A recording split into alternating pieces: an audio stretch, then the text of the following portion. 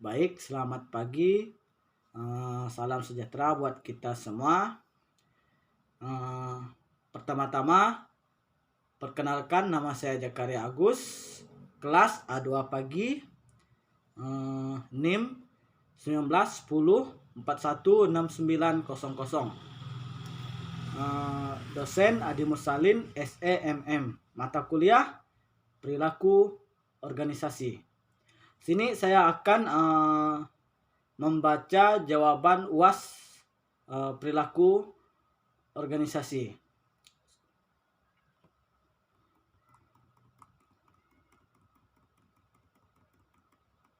Yang pertama,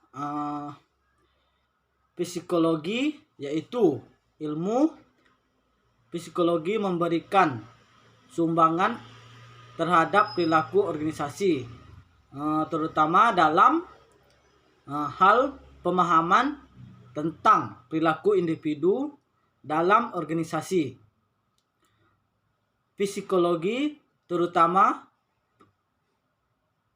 psikologi organisasi, mencoba untuk memahami, meramalkan, dan mengendalikan perilaku seseorang dalam organisasi. Terus yang kedua, sosiologi, yaitu ilmu sosiologi membahas tentang sistem sosialisasi dan interaksi manusia dalam suatu sistem sosial. Sumbangan ilmu sosiologi terhadap perilaku organisasi, terutama pemahaman tentang perilaku kelompok di dalam organisasi. Terus yang ketiga, antropologi, yaitu ilmu antropologi mempelajari tentang interaksi antara manusia dan lingkungannya. Manusia hidup dalam kelompok dan memiliki kebiasaan-kebiasaan dan nilai-nilai yang dianutnya, yang disebut dengan kultur atau budaya. Budaya diwujudkan dalam simbol-simbol kebersamaan kelompok yang direfleksikan dalam bentuk bahasa dan keyakinan. Terus yang keempat, politik, sejarah dan ekonomi, yaitu kegiatan bidang ilmu ini juga ikut memberikan sumbangan dalam perkembangan ilmu perilaku organisasi. Ilmu politik mempelajari tentang perilaku individu dan kelompok di dalam suatu lingkungan politik. Sumbangan dari ilmu politik terutama dalam proses mempengaruhi pengalokasian wewenang dan pengelolaan konflik. Ilmu sejarah memberikan sumbangan tentang sejarah dari pimpinan-pimpinan besar di masa lampau atau keberhasilan dan kegagalannya.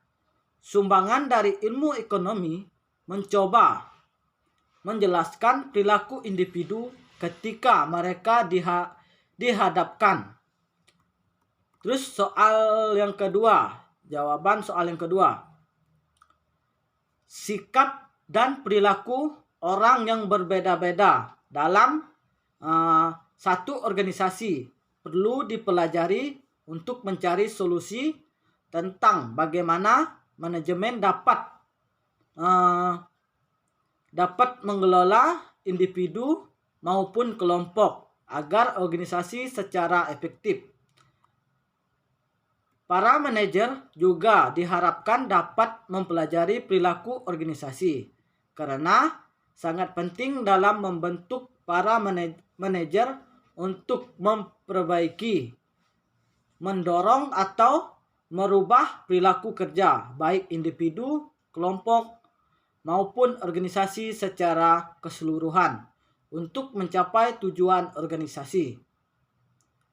Dengan mempelajari perilaku organisasi, maka para manajer memiliki keterampilannya untuk menangani perilaku pegawainya untuk dapat bekerja dengan baik sehingga dapat mencapai efektivitas organisasi.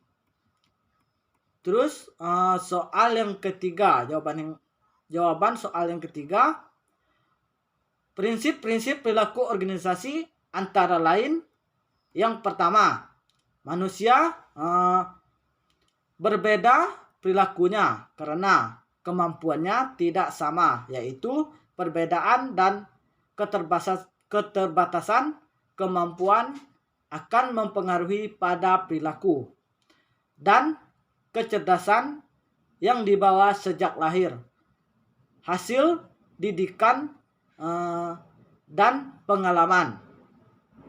Terus yang kedua, manusia mempunyai kebutuhannya yang berbeda, yaitu manusia berperilaku karena mendorong oleh serangkaian kebutuhan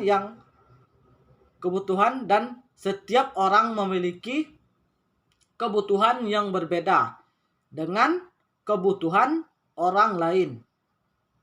Tingkah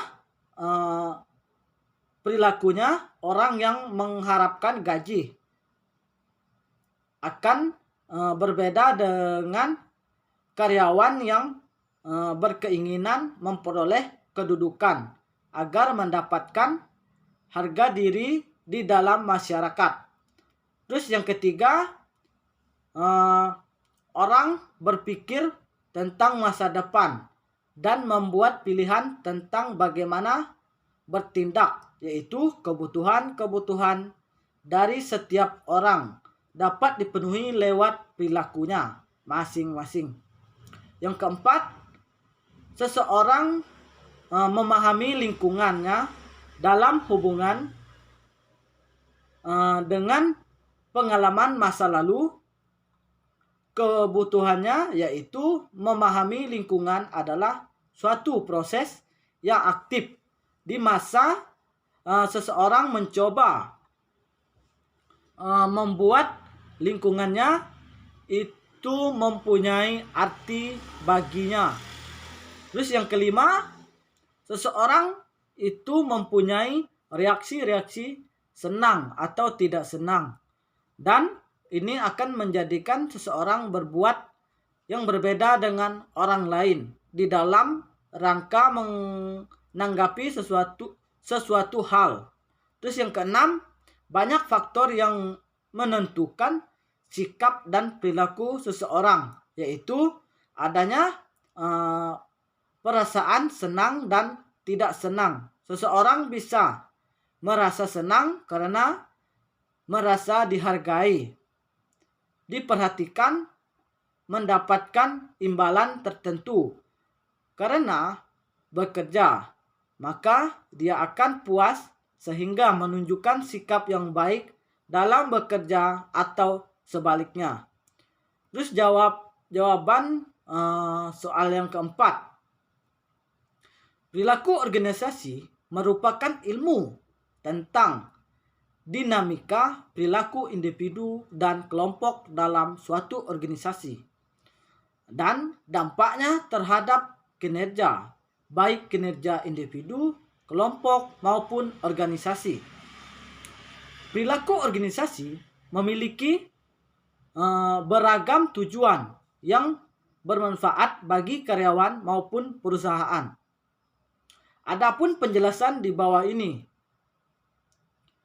menemukan kandidat yang tepat. Perilaku organisasi menemukan kandidat tepat antara bakat dan gaya kerja yang sesuai dengan deskripsi tugas. Terus ada kepuasan kerja. Memahami perilaku organisasi dapat menjelaskan faktor-faktor yang bisa mendorong atau justru menghambat kepuasan kerja. Budaya organisasi memahami dan merancang saluran komunikasi serta struktur kepemimpinan yang dapat memperkuat budaya organisasi. Budaya organisasi juga bermanfaat ketika lingkungan bisnis yang berkembang pesat, di mana hal tersebut memaksa perusahaan untuk mengadaptasi berbagai hal seperti memasuki pasar global, memanfaatkan tenaga kerja virtual, serta mempertahankan identitas yang jelas tanpa kehilangan fleksibilitas dan kemampuan beradaptasi. Terus ada kepemimpinan dan resolusi konflik. Kepemimpinan yang baik akan memberikan kesempatan karyawan untuk lebih produktif sehingga mereka mampu memecahkan masalah secara kreatif. Terus ada mengetahui potensi karyawan. Perilaku organisasi bertujuan membantu perusahaan dalam memprediksi karyawan berpotensi menjadi pemimpin. Terus ada mengembangkan tim yang baik. Mengembangkan tim yang baik dan andal memerlukan kerja keras. Terus ada meningkatkan produktivitas. Semua hal di atas membawa tujuan terpenting, yakni meningkatkan produktivitas untuk mewujudkan visi dan tujuan organisasi. Berikut ini cara mengubah atau mengembangkan perilaku organisasi yang telah ada untuk memperkuat tim. Memiliki kepemimpinan yang tepat. Pemimpin yang tepat adalah langkah awal dalam membangun tim solid. Misal, memilih individu yang memiliki jiwa kepemimpinan, fleksibel, berpengetahuan luas, menghargai anggota tim, dan percaya pada timnya. Sebaliknya, jika memiliki pemimpin yang stoik, meremehkan tim, dan menghalangi kinerja anggota lainnya, ia justru akan menghambat kinerja perusahaan. Meskipun ia cerdas sekalipun, tetapi pikiran ulang mengenai perilakunya. Terus ada memilih karyawan yang sesuai budaya perusahaan. Pastikan manajemen memilih karyawan yang sesuai budaya perusahaan. Contohnya, jika bisnis perusahaan adalah kedai kopi kekinian, pilihlah karyawan yang memprestasikan kepribadian bisnis. Namun, pertimbangan juga mengenai etos kerja, loyalitas, dan keterampilan. Terus ada review budaya kerja. Budaya kerja sesuatu yang statis. Manajemen juga perlu mereview budaya kerja secara berkala. Karena budaya kerja harus menciptakan lingkungan yang menyenangkan dan berfungsi dengan baik sehingga mereka betah kerja di perusahaan tersebut. Cara menciptakan budaya kerja yang lebih baik antara lain, izinkan karyawan untuk menggunakan busana yang menurut mereka nyaman dan tetap sopan. Mengandalkan lomba antar karyawan sehingga mereka bersaing menampilkan kinerja terbaiknya. Atau menggelar pesta tim setelah jam kantor selesai. Di sini ada tentukan tujuan. Untuk menentukan kesuksesan, salah satu menentukannya dengan SMART. SMART adalah metode menentukan tujuan yang artinya spesifik, measurable, achievable, realistic, atau teamable. Metode ini dapat membantu perusahaan menentukan tujuan secara spesifik atau terukur. Terus ada motivasi. Motivasi karyawan adalah cara perusahaan untuk memperoleh tujuan bisnis bersama dengan tim, pemimpin, atau HR bisa mengajukan pertanyaan kepada karyawan dan memandunya untuk menemukan jawaban yang benar. Terus ada menetapkan aturan yang jelas. Aturan dan alasan dengan jelas kepada semua orang di perusahaan. Jika saat ini perusahaan memiliki aturan sering dilanggar, maka review ulang dan buat atur baru.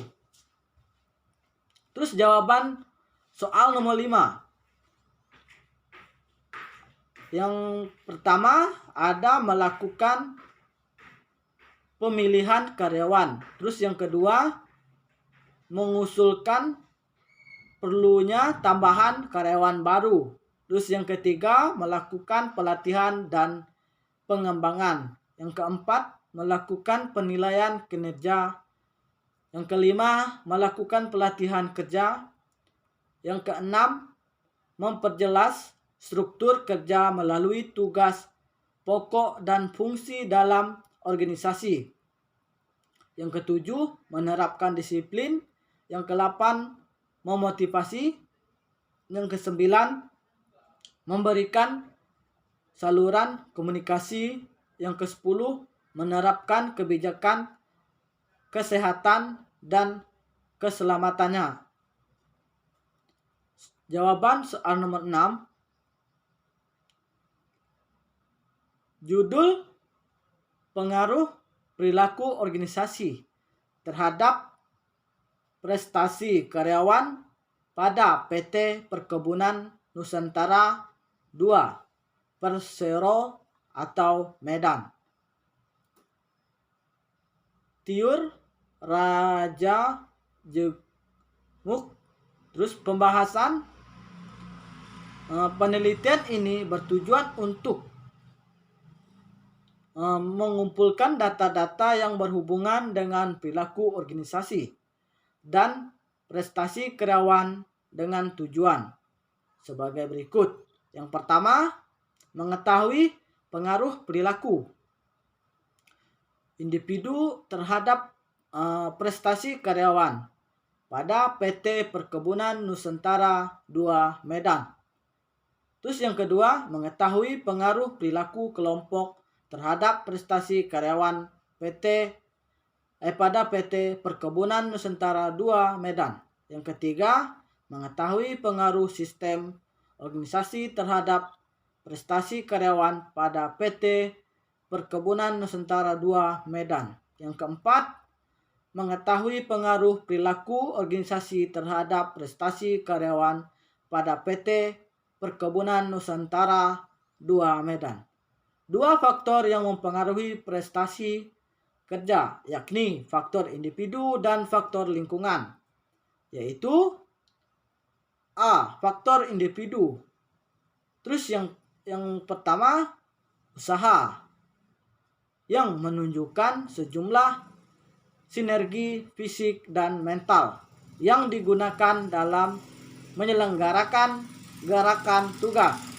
Terus yang kedua, abilities, yaitu sifat-sifat personal yang diperlukan untuk menyelesaikan suatu tugas. Yang ketiga, role atau task, perception, yaitu segala perilaku dan aktivitas yang dirasa perlu oleh individu untuk menyelesaikan suatu pekerjaan. Terus B, faktor lingkungan. Yang pertama, kondisi fisik. Yang kedua, peralatan. Yang ketiga, waktu. Yang keempat, material. Yang kelima, pendidikan. Yang keenam, supervisi. Yang ketujuh, desain organisasi. Yang kedelapan, pelatihan. Yang kesembilan, keberuntungan. Berdasarkan penelitian dan kesimpulan yang didapatkan oleh penulis di atas, maka terkait dengan apa yang disampaikan penulis menyarankan, satu, bahwa dalam organisasi diharapkan terdapat 3 karakteristik perilaku organisasi dalam prestasi karyawan, yaitu perilaku individu, perilaku kelompok, struktur organisasi, dan proses pencapaian tujuan organisasi. Yang kedua, jika setiap bagian-bagian struktur dan desain kerja terorganisir dengan baik, maka tujuan organisasi dapat berjalan dengan baik. Yang ketiga, perilaku organisasi akan semakin penting dalam ekonomi global ketika orang dengan berbagai latar belakang dan nilai budaya harus bekerja bersama-sama secara efisien, efektif, dan produktif. Yang keempat, bagi para pembaca yang akan melakukan penelitian dalam bidang yang sama, jika menggunakan penelitian ini sebagai referensi, maka sekiranya perlu dikaji kembali. Terus jawaban untuk soal nomor 7. Ciri-ciri biologis mencakup kepribadian sebagaimana dengan cara individu bereaksi dan berinteraksi dengan orang lain. Jawaban soal nomor 8. Sistem nilai mengarahkan pada pembentukan nilai-nilai moral tertentu yang selanjutnya akan menentukan sikap individu sehubungan dengan objek nilai dan moral tersebut. Dengan sistem nilai yang dimiliki individu akan menentukan perilaku mana yang harus dilakukan dan yang harus dihindarkan. Ini akan tampak dalam sikap dan perilaku nyata sebagai perwujudan dari sistem nilai dan moral yang mendasarinya. Contoh, kegigihan dalam bekerja yang dimiliki seseorang beranggapan bahwa kerja keras adalah suatu yang penting untuk mencapai suatu kesuksesan, keberhasilan. Jawaban untuk soal nomor 9. Keragaman dalam organisasi merupakan suatu hal yang sangat penting saat ini. Adalah keberagaman atau perbedaan dalam suatu organisasi. Organisasi yang menggunakan keberagaman tidak hanya akan memberikan moral, tetapi juga kekuatan bisnis. Jawaban untuk soal nomor 10. Beberapa aspek yang termasuk dalam keberagaman organisasi adalah sebagai berikut. Yang pertama, usia. Yang kedua, latar belakang personal. Yang ketiga, pendidikan. Yang keempat, gaya hidup. Yang kelima, pengalaman kerja, dan sebagainya. Karakteristik biografis merupakan karakteristik pribadi yang terdiri dari: yang pertama, usia. Hubungan antara usia dan kinerja. Pekerjaan kemungkinan akan menjadi masalah yang lebih penting selama dekade mendatang. Terus B, gender atau jenis kelamin. Tidak ada perbedaan yang mencolok antara pria dan wanita, kecuali jika dikaitkan dengan budaya setempat berkaitan dengan keabsenan bahwa wanita lebih memiliki tingkat kebosanan yang tinggi dibandingkan dengan pria. Hal ini berkaitan dengan tanggung jawab dan fungsi dari seseorang wanita di rumah tangga. Yang C, status perkawinan. Tidak dapat berhubungan antara status perkawinan dengan produktivitas. Namun, hasil riset menunjukkan bahwa karyawan yang telah menikah mempunyai tingkat pengunduran diri yang rendah, tingkat keabsenan yang rendah, dan lebih puas dengan pekerjaannya dibandingkan rekan sejawat yang belum menikah. Hal ini dapat dikaitkan dengan status perkawinan yang menuntut suatu tanggung jawab lebih besar.